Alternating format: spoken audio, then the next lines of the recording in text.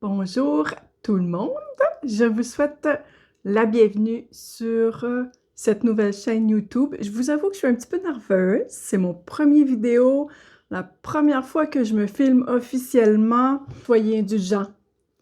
Je vous présente donc cette nouvelle chaîne qui va parler de littérature, de livres. Je m'appelle Cathy. Les livres sont une passion pour moi depuis, mon Dieu, depuis de nombreuses années parce qu'on n'est plus très jeune. Voilà, j'ai pensé commencer une chaîne YouTube pour partager un peu cette passion, créer des échanges, ouvrir des horizons. C'est un peu le but de la chaîne ici. Et j'ai pensé pour cette toute première vidéo, en janvier 2026 en plus, c'est tout à fait de circonstance, vous parler des défis que je me suis lancée en lecture cette année. J'ai tendance à faire ça, me lancer des défis en lecture, c'est vrai, mais dans toutes sortes d'autres domaines aussi, parce que j'aime bien, parce que ça me motive aussi à essayer d'aller un peu plus loin, un peu ailleurs. Les défis, bien qu'un peu enfantins, un peu ludiques, amènent souvent, je trouve, à nous dépasser, puis à nous découvrir aussi un peu, à connaître mieux ce dont on est capable, à aller chercher des ressources qu'on ne croyait pas avoir. Alors, les défis que je me lance cette année en lecture vont servir surtout à me faire sortir des sentiers que j'ai tendance à visiter et revisiter et revisiter. C'est pas que c'est pas des beaux sentiers, je les aime beaucoup, mais à un moment donné, c'est bien d'aller voir ce qui se passe ailleurs. Alors, dans cette perspective, je me suis défini 9 défis cette année. J'ai décidé tout simplement de coucher ça sur papier ou même dans un fichier Excel. J'aime beaucoup Excel. J'aime bien Excel. D'ailleurs, on va parler stats un petit peu ici, sur cette chaîne. Alors, ces défis, je vous les présente. Numéro 1, c'est tout simple. C'est pas du tout original non plus. Je voudrais que les livres que je lis cette année, 50% d'entre eux soient écrits par des femmes. Si je mets ce défi dans ma liste, c'est que j'ai tendance de façon naturelle à lire surtout des auteurs masculins. Peut-être en partie parce que je lis quand même pas mal de classiques et les classiques sont surtout évidemment écrits par des hommes. Alors cette année, je me suis dit que 50% des livres que je lirais au moins seraient écrits par des femmes. Je vous dirai à la fin de l'année si j'ai réussi. Deuxième défi, je veux voyager par le livre. Je ne suis pas une grande voyageuse, je suis même plutôt pas mal, beaucoup casanière. Genre que 2 nuits hors de chez moi et je commence à pas filer. Vraiment. Donc, je ne voyage pas. Cette année, j'ai décidé de voyager par le livre. Et dans un premier temps, en 2026, j'aimerais faire le tour du monde. Rien de moins. C'est-à-dire que j'aimerais lire 1 ou 2 romans en provenance de chacun des continents. Bon, là, je ne suis pas super forte en géo, je vous le dis tout de suite. J'ai établi qu'il y avait 7 continents. Je lirai donc des livres en provenance de l'Amérique du Nord, l'Amérique du Sud, l'Europe, l'Asie, l'Océanie, l'Antarctique, l'Afrique. 7. 7 continents. Je lirai des livres en provenance de ces 7 continents, au minimum 1, parfois plus, si possible. Ça, c'était le deuxième défi. Troisième défi, j'aimerais lire au moins 3 essais. Je ne suis pas une grande lectrice d'essais, j'en lis un peu, mais j'aimerais cette année essayer d'explorer différents sujets d'essais. Scientifiques, sociopolitiques, anthropologiques. J'ai déjà quelques titres en tête qui sont sur ma liste à lire. Je vous en reparlerai en temps et lieu. J'ai aussi décidé de lire de la bande dessinée. Je ne suis pas non plus une grande passionnée de bande dessinée, du moins je ne l'étais pas jusqu'à cette année. Qui sait si je ne ferai pas des découvertes qui vont changer la donne. C'est assez impardonnable d'ailleurs parce que je suis sortie avec un libraire BD pendant une vingtaine d'années et je n'ai pas développé ce goût pour la BD. Je me suis donné le chiffre de 5, mais on verra, ça sera peut-être plus. Un autre type de livre que je ne lis à peu près jamais, ce sont les biographies. Fait que j'ai décidé de lire des biographies cette année aussi. Je me suis donné l'objectif d'en lire 3, mais on verra s'il y a lieu d'en lire plus ou peut-être moins. Bon, On va voir. J'aime beaucoup les sciences. Je connais pas mal de scientifiques. Il n'est pas impossible que je lise évidemment au moins une biographie de scientifique, mais j'aimerais bien lire peut-être des biographies d'hommes ou de femmes politiques ou encore des biographies de personnages historiques, de grands guerriers, de grandes guerrières. Je sais pas. Si vous avez des suggestions d'ailleurs, n'hésitez pas dans les commentaires. Je suis à l'affût de la moindre suggestion intéressante. 5e défi. Un autre genre que je ne lis jamais, sauf quand j'étais à l'université pendant mes études, le théâtre.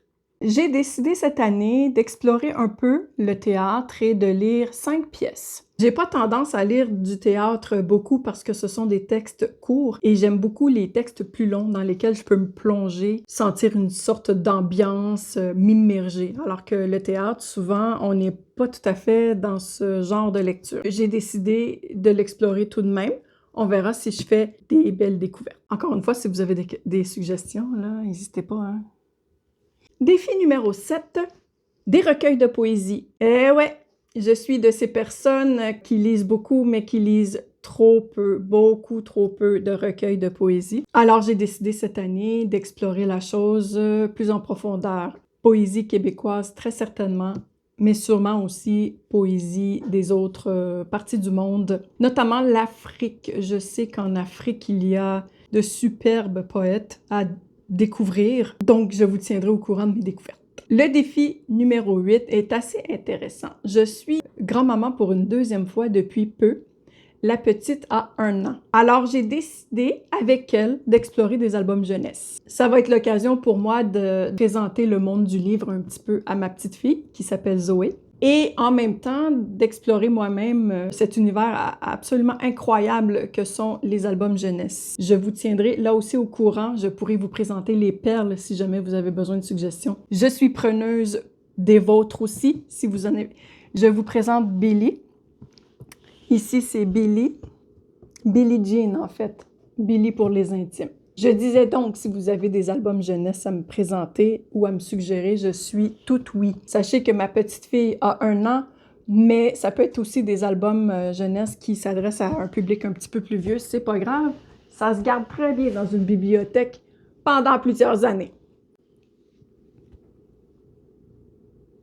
Le dernier défi que je me lance, c'est de lire au moins 3 romans en anglais. Hey, petite fille! Un petit peu envahissant. Je ne lis pas beaucoup en anglais. J'ai décidé que cette année, j'allais faire l'effort quand on peut. C'est toujours mieux de ne pas lire des traductions, mais l'auteur dans sa langue d'écriture. J'allais dire maternelle, mais c'est pas toujours le cas. Je vais faire l'effort de lire des livres en anglais cette année, d'auteurs probablement américains ou anglais. Elle est un petit peu tannante. Allez. Bye bye, Billy! Alors voilà, c'était les 9 défis que je me lance cette année. Donc là, si je fais le calcul, ça me fait 7, 8, 9, 10, 11, 12, 13, 14, 15, 16, 17, 18, 19, 20, 21, 22, 23, 24, 25, 26, 36 livres. Remarquez que certains de ces livres-là peuvent entrer dans 2 catégories. Un petit dernier mot sur les stats. Je sais que ça fait fureur sur les réseaux sociaux, les stats de lecture. Le nombre de livres lus, le nombre de pages lues. Ça devient un peu, pas un concours, mais la lecture devient quelque chose de performatif. Et des fois, ça m'agace un petit peu. Je ne suis pas de ces personnes qui lisent 200, 300 livres par année, pour plusieurs raisons. D'abord, je travaille à temps plein et c'est un métier qui demande beaucoup de jus de cerveau, si je peux dire.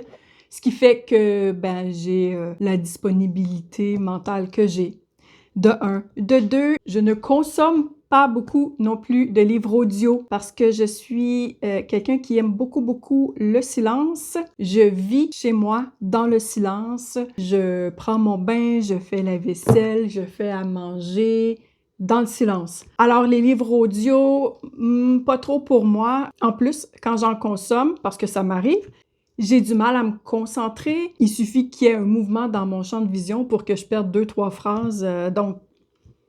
Donc, pas d'audio. Le silence. Je lis surtout des livres papier, là, dans le silence, effoiré dans mon divan, avec le temps dont je dispose. Ce qui fait que je ne lis pas 200 livres par année. Cela dit, je ne suis pas contre les statistiques du tout, au contraire. J'ai même un paquet de feuilles Excel qui pourraient en attester. Je préfère quand même lire très lentement pour avoir des lectures plus qualitatives. Je suis du genre à prendre des notes, à débusquer les petits trésors ici et là cachés entre les pages, faire des fiches de lecture assez complètes aussi pour presque chaque livre que je lis. Donc, c'est sûr que dans des conditions comme ça, les lectures sont moins nombreuses. En terminant, j'aimerais ça, si le cœur vous en dit, que vous partagiez avec moi en commentaire ici les défis que vous vous êtes lancés, s'il y en a. C'est toujours super inspirant. J'adore ce genre de trucs. Ça me donne beaucoup d'idées. Ça fait foisonner mon esprit. J'aime beaucoup ça. Billy qui revient. Aussi, n'hésitez pas à me donner des suggestions de livres dans une des catégories que j'ai nommées pour mes défis ou dans d'autres. Je suis toujours partante pour des bonnes suggestions de lecture. Sur ce, je vous dis bonne semaine, bonne lecture, puis je vous reviens très bientôt.